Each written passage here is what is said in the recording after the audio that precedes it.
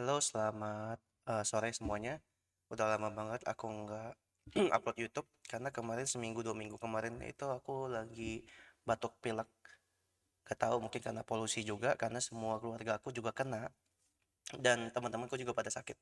Nah ini juga sebenarnya masih sedikit ada dahak sih, jadi mungkin bakal sedikit batuk-batuk ya. Oke, karena udah lama banget aku nggak update tentang BTC, jadi aku mau update lagi BTC dan semoga aku bisa juga tiap hari ya, tiap pagi mungkin aku bakal update tentang BTC juga. Dan ya, mungkin kita bakal langsung aja bahas tentang BTC dari time frame gedenya sampai ke time frame kecil. Kenapa time frame besar harus dianalisa? Karena kita ingin melihat secara long termnya masih bagus nggak gitu ya. Dan kira-kira secara long term outlooknya bakal arahnya kemana. Oke, jadi kita bakal bedah dan aku mungkin bakal mulai dari nol lagi, kita bakal scratch dari nol lagi. Aku bakal mencoba untuk netral, nggak melihat data dari analisa yang kemarin. Jadi kita bakal fresh dan kira-kira analisa aku bakal seperti apa, bakal sama seperti kemarin atau tidak. So kita bakal langsung lihat aja. Oke. Oh ya, jangan lupa sebelumnya di subscribe dulu ya teman-teman, dan jangan lupa ditekan tombol like buat support konten channel TikTok YouTube ini. Oke, thank you semua. Oke, kita bakal langsung aja. Pertama kita bakal lihat secara weekly. So far weekly itu, nah ini sedikit sedikit yang menarik ya, menarik. Aku nggak bakal lihat bulanan, tapi kita bakal coba lihat weekly. Aku bakal tambah seperti biasa, aku bakal menambahkan rising wedge pattern dulu. Eh, Oke, gambar rising wedge pattern yang kemarin. So far secara kalau kita lihat ya udah tentunya udah breakdown ya dari rising wedge pattern. So penurunannya ya mungkin aja bisa sampai ya. Tunggu.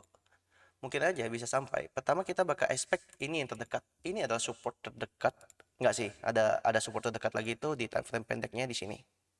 Nah, jadi ini ada time frame ada support-supportnya. Aku bakal taruh dulu biar teman-teman nanti bisa catat ya. Kira-kira support-support dia itu sebelum kita mungkin kita ngomongin ini nanti bakal 15.000 lagi, ini bakal 10.000 lagi, 1.000, 2.000 BTC.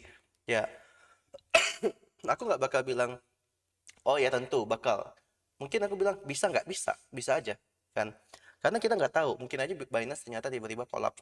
Who knows? FTX aja who knows kan bisa tiba-tiba collapse kan. Dan ya kita tetapi yang selalu aku share ke teman-teman itu adalah kalau memang kita mau mengatakan dia bakal ke 15.000 dan sekarang ini masih 26.100, tentunya kita harus realistis dong. Sebelum dia sampai ke sana kan ada support-support yang dia harus tembusin dulu. Kalau dia belum tembusin support-support tersebut, kita nggak bisa bilang, oh dia bakal ke sana. Oke, setuju ya. Nah, terus support-support apa aja dan di mana aja yang kira-kira dia harus tembus untuk bisa kita katakan, um, untuk kita bisa katakan bahwa oh ini memang bakal out on the way ke sana. Mungkin support pertama, layer pertama setidaknya. Kita harus melihat ya, ini mungkin support yang saat ini yang tertahan saat ini ya, saat ini itu adalah di angka 254 lah kira-kira. Oke, karena kita bisa lihat di sini ya. Ini ketahan kan? Ketahan di sini. Ketahan di sini. Ketahan di sini. Oke. Agree ya. Kita setuju bahwa support saat ini yang menjadi tahanan terkuat dia adalah 253 sampai 254 kira-kira. Oke. Ini adalah area untuk support saat ini. Kenapa? Karena kalau kita bisa bilang ini kan neckline ya. Ini berpotensi jebol ke bawah karena di sini juga ada potensi di mana selain ada rising wedge pattern, ada juga double top potensial. Belum confirm, tetapi rising wedge patternnya udah confirm breakdown, and then saat ini potensi untuk melakukan yang namanya apa?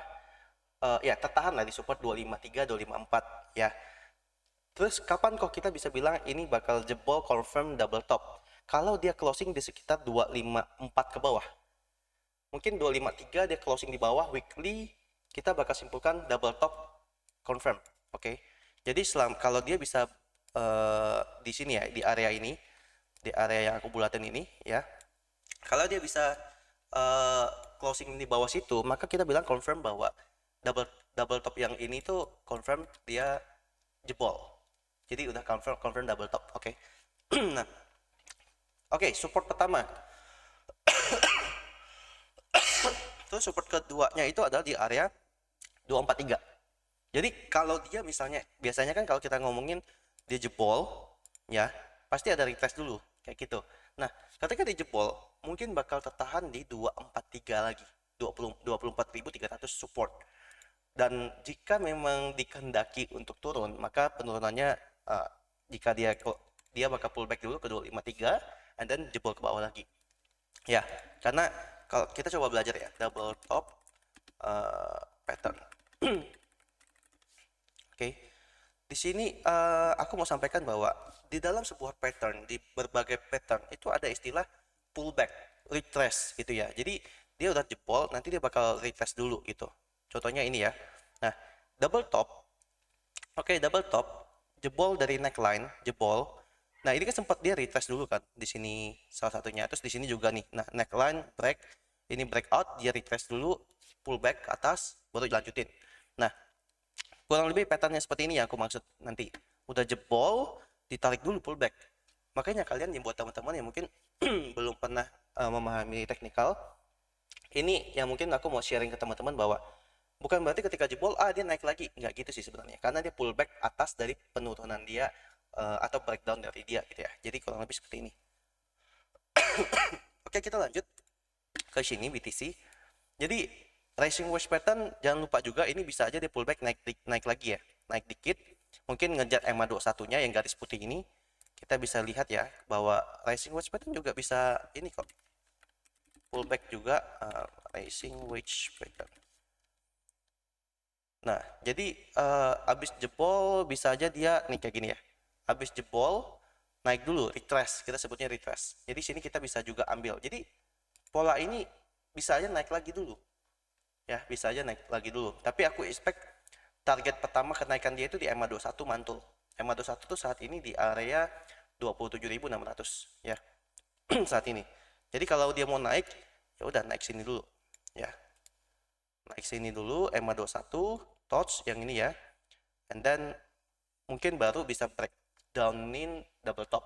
Tapi nggak ada tidak ada alasan bahwa bukan berarti nggak ada alasan bahwa dia bisa turun tanpa harus retrace juga ya, karena kalau kita bisa lihat beberapa rising wedge pattern di sini juga contohnya kayak gini, ini langsung jebol.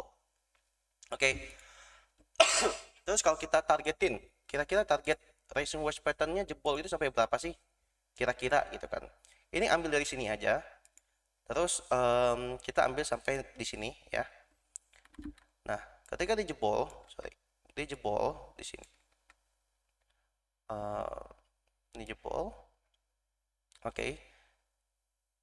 Nah, kira-kira kalau memang turun ya mungkin sampai support yang sininya ya. Ini kan habis 243 jebol, support berikutnya kan di sini nih. Nah, 22 lah ya, 22 and then next-nya adalah di 19.700. Oke. Jadi rising wedge pattern potensial target bisa sampai 19.700. Potensial target bisa, tapi apakah pasti bakal tertuju sampai sana? Enggak juga.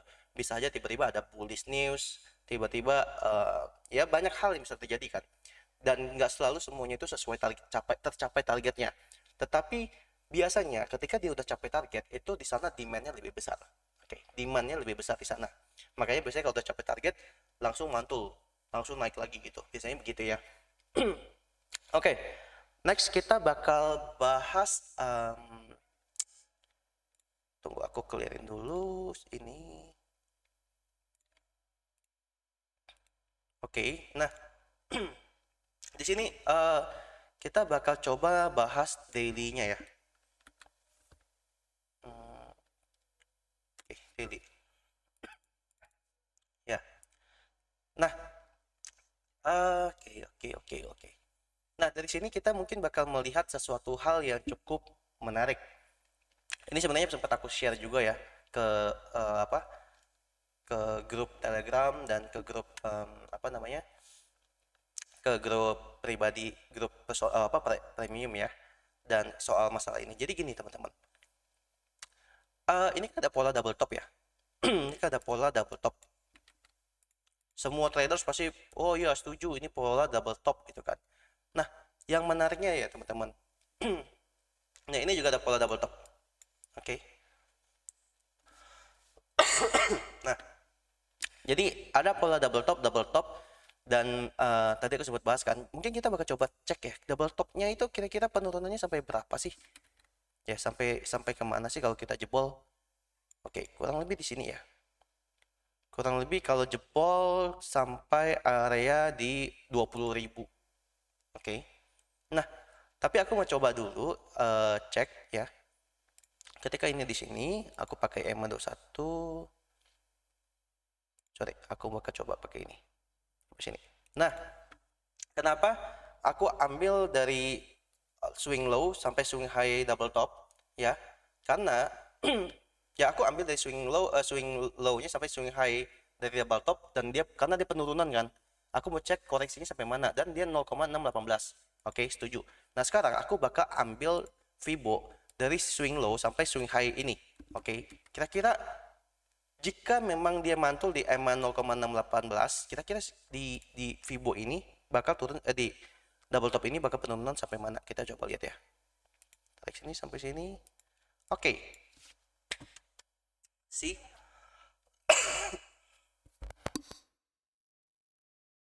Sorry.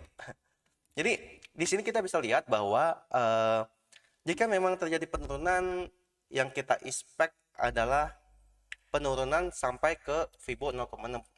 Itu yang kalau dilihat di sini sih ini adalah bukan the worst case, tapi ini adalah case yang paling aman, yang paling menarik, yang paling istilahnya untuk bullish lah. Oh iya, nanti dia nurun, tapi ya paling batasnya sampai 24.300 lah, istilahnya kayak gitu. Buat yang bullish boys ya.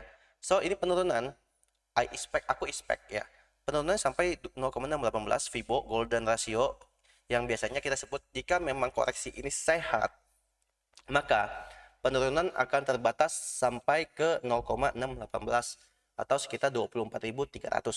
Oke. And then di sini terjadi potensi pantulan. Pantulan apa?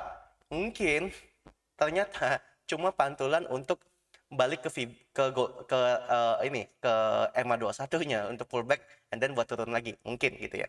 Jadi ya buat teman-teman yang mau spekulasi trading, spekulasi ngantri buat long, mungkin 24.300 adalah area yang cukup menarik. Ketika dia pullback, ambil sana, tapi jangan berarti all in juga ya teman-teman. Karena kalau sampai dibawa ditarik sampai ke bawah, terus baru ditarik ke atas ya. Kalau kalian sampai full, margin full, atau mungkin leverage full, artinya kalau dia ke bawah dikit dari 24.300 ya kalian udah pasti kena liquid. So make sure at least ya pasti 5% maksimum risk-nya lah kalau menurut aku dari margin. Karena tentunya kita nggak bakal pernah tahu dia bakal bawanya sampai mana. 5% risk itu udah main paling aman sih sebenarnya ya.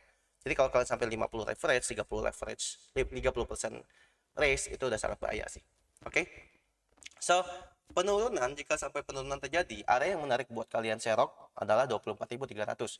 Bisa aja ternyata ini adalah pullback untuk dari rising wedge pattern and then dia turun lagi, atau ternyata dia bikin higher high. Bisa nggak? Bisa aja. Kenapa nggak? Oke. Bisa aja. Bisa aja ya. Nah. Oke, kita lanjut. Wait. Kalau Oke. Weekly. Oke, kurang lebih seperti itu ya, teman-teman. Jadi penurunannya itu aku expect terjadi pantulan 24.300, and then dia bakal mantul lagi mungkin ke area 26.000 ya. Jadi itu menarik ya. Karena kalau dia ya tadi aku sempat bahas kan, kalau yang tadi kalian ingat yang pertama kali ini aku hide dulu coba. Kalau kalian ingat ya, kita coba ke weekly lagi. Aku sempat kasih lihat tadi ada path yang ini. Ya, yang tadi soal masalah double top ya, double top. Nah, yang ini double top turun terus retest ya, naik lagi ya. Ya betul kan? Tadi kan aku bilang turun ke 24.300 and then naik dulu. mungkin naiknya ke 25.300 yang garis ini ya, 25.400 ini, atau ternyata ngejar EMA 21 gitu. Mungkin kalian masih kebingungan kenapa aku bahas tentang weekly, kenapa aku bahas tentang daily, tentang time frame yang makin kecil makin kecil. Aku pernah bahas dan sering sekali bahas, dan kalau kalian nonton video aku yang Zero to Hero ngajarin tentang analisa trading dasar, di situ aku udah bahas tentang time frame. Time frame itu berfungsi kita analisa. Semakin besar, maka untuk kita analisa semakin time frame-nya makin besar. Misalnya, apakah secara jangka panjang ini masih bagus? Ya kan? Kayak gitu. Nah, karena kalau aku punya kayak holding time tuh aku lagi open posisi ini, aku pegangnya berapa lama. Kalau buat long term 1, 2, 3, 4, 5, 6 tahun, maka aku tentunya harus minimal pakai weekly dong, weekly atau monthly ya. Minimal weekly atau monthly, karena aku udah ambil analisanya 2 tahun, 3 tahun, 4 tahun. Tetapi kalau setahun, ya tentunya weekly udah pasti, bulanan udah juga pasti. Kalau daily itu lebih ke arah mungkin 6 bulan ya. Jangka panjangnya 6 bulan itu masih oke gitu. 6 bulan, karena candlestick-nya kan udah pasti kayak gini aja ya tuh. Ini aja ya daily ya, dari sini sampai sini itu aja udah 8 bulan kan. Nah, berarti daily masih oke buat 8 bulan, mungkin setahun masih oke ya gitu. Jadi time frame besar berfungsi untuk ini masih bagus nggak secara ininya, secara untuk long term investnya ya gitu. Oke, aku mau coba bahas 4 jam ya. Sebenarnya kemarin cukup menarik. Aku pikir kemarin BTC itu bakal melakukan yang namanya retrace sampai ke atas ini ya, ketika dia udah breakout sini sih. Udah sampai ini ya. Ketika dia breakout EMA 21. Tetapi ya tidak bisa dipungkiri bahwa di sini itu ada area supply kan. Tuh, ini area supply. Makanya dia kepentok kan. Nah, sebenarnya nggak ada yang bisa kita analisa di sini yang benar-benar ya. Kalau biasanya besok masih patternnya seperti ini, aku nggak bakal bisa analisa lagi guys, karena dia hitungannya ya sideways doang, di sini-sini doang. Yang bisa kita analisa jika dia keluar dari kotak ini, either dia naik ke atas sini ya, atau dia jebol bawah sini. Nah, itu baru kita bisa analisa 4 jam, 1 jam. Selama nggak analisa time frame sebesar itu, kalau dia nggak breakout di atas itu dan di bawah itu, ya aku nggak bisa analisa secara daily-nya gitu. Tetapi mungkin secara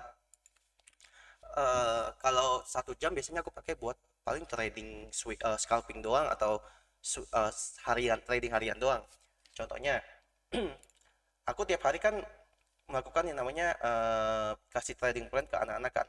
Ya tentunya kalau aku kasih analisa trading buat harian misalnya, ya udah kayak contohnya gini, ini harian, analisa hariannya gitu kan. Analisa 1 jam 2 sampai 4 jam untuk 1 hari misalnya, atau 2 hari. Nah, ini tiap hari bisa aku analisa, dan ALT lebih menarik daripada BTC tentunya.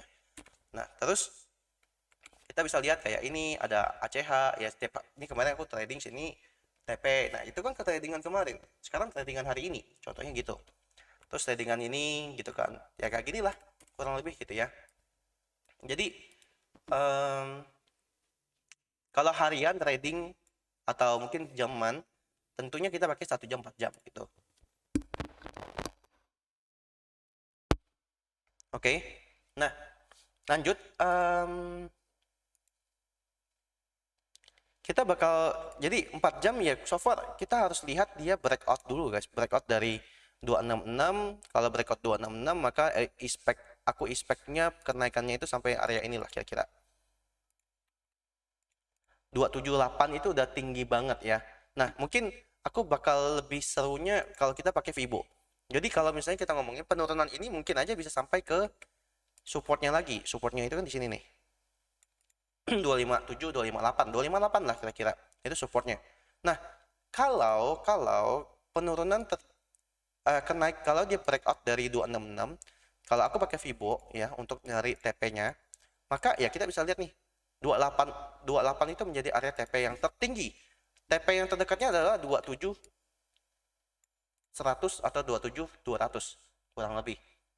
Oke, kalau misalnya turun kok kalau turun kira-kira penurunannya bisa sampai berapa nih? TP-nya kira-kira bisa di mana? Nah, ini. Oke. Penurunannya, nah ini sama lagi kan, areanya kan di sini sama sini kan. Area terdekat itu adalah area sekitar 25.200. Tadi kita udah bahas juga kan 25.3, 25.2 gitu ya. Terus yang paling powernya ya 25.000, 24.300 itu penurunan terendah. Jadi kalau kalian mau ambil ya tadi aku bilang kan 24.300 kan. So ya kurang lebih begitulah untuk tradingan kalau ngomongin BTC. But so far kalau orang-orang yang udah kenal aku, mereka pasti udah tahu kalau aku kurang suka trading di BTC karena BTC itu nah BTC itu pergerakannya itu yang sangat dia kan kalau main kan gini guys, leverage itu kan kita kali dua bisa sampai kali 125 kan kalau di Binance. Jika kita melakukan hal seperti itu maka dan kita ngomongin BTC itu kan yang menggerakkan semua alt kan. Dan pergerakan BTC itu minim 1-3%, paling tinggi 5% biasanya ya. Nah, dan dominan 1-2%, 1-2%. Nah, ketika time frame yang ketika cuman 1-2% yang kita naikin, yang kita cari expect, kita coba trading di area sana. Nah, ketika kita melakukan yang namanya long shot dikali leverage, maka lebih volatile banget gitu loh. Yang udah, jadi aku tuh kayak kalau scalping di BTC itu kayak nggak tenang scalping di BTC. Mending di alt sih gitu. Kalau menurut aku mending di alt. Karena alt itu sekali naikannya kan bisa 5% sampai 10%. Penurunannya juga bisa 5% sampai 10%. So ketika kita ngomongin leverage pun aku nggak perlu kali sampai 100 kan. Untuk mendapatkan gain yang cukup gitu. Ya udah mungkin kali 10 sampai kali 20 very enough dan pergerakannya juga nggak terlalu volatile kan. Nggak terlalu yang kayak boom naik gitu loh, boom gitu loh. Jadi menurut aku ya much better main alt sih kalau aku sih ya. Aku lebih sukanya alt daripada BTC dan Ethereum for me ya. Oke, that's it for today. I think untuk BTC aku nggak tahu, aku nanti bakal bahas tentang Crypix. Crypix itu CryptoPix dari aku pribadi. Kalau di saham kan ada Stockpix kan. Kalau ini Crypix. Ini versiku, Crypix, CryptoPix. Jadi aku bakal cari yang favorit. Biasanya sehari ya, selain BTC aku bakal bahas Crypix. Kira-kira yang menarik itu bahas apa. Jadi mungkin nanti aku bakal bahas deh ya. Mungkin aku bakal bahas satu. Dan jangan lupa teman-teman follow Telegram ya. Karena di Telegram sendiri aku udah nambahin ada news automatically. Jadi kalau ada news yang breaking news, ini bakal muncul newsnya di Telegram. And then kalau ada event-event yang mendatang, upcoming event juga bakal ada secara otomatis, secara real time. So jangan lupa subscribe ya, Kejo Crypto Channel, jangan salah. Dan aku nggak bakal pernah chat duluan minta duit buat ke kalian semua. So kalau ada teman-teman di chat sama Kejoan, bro uang lu ada berapa di Binance? Boleh ya udah sini lu kasih ke gua, apalagi $10, $10, $100 buat apa gitu. Jadi gue nggak bakal minta karena maksudnya ngapain gue minta 10 sampai $100 sedangkan ya sorry mungkin kita ngomongin premium gue juga sangat-sangat lumayan ya, pricey ya, jujur-jujur aja pricey gitu kan. Maksudnya ya ngapain gue minta-minta lagi gitu. Lagian gue nggak bakal ada titip dana yang ya gue nggak ada titip dana ke teman-teman ke orang-orang ya. Jadi make sure jangan pernah ada yang chat, jangan, ya udah kalian udah pasti tahu lah. Anggapnya kalau ada yang chat seperti itu udah pasti bukan Kejo. Oke, kalau memang ada yang chat, make sure dulu ke grup atau mungkin ke Instagram gua. Jadi apakah ini benar Kejo? Itu make sure ya. Oke. Dan I think that's it for today. Jangan lupa subscribe ya. Dan minimal di like aja lah. Thank you semua. Bye bye.